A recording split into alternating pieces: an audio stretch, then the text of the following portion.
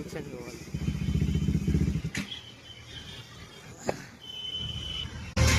વાળની જેટલી વાર બેહીએ ને એટલી હાલત આમ જે ચીજ થઈ જાય માટી માટી થઈ ગયા પાછળ Don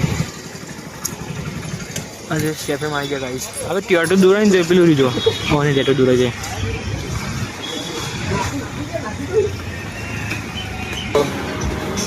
Nothing cold coffee. Tapos આજે કેફે ગાઈસ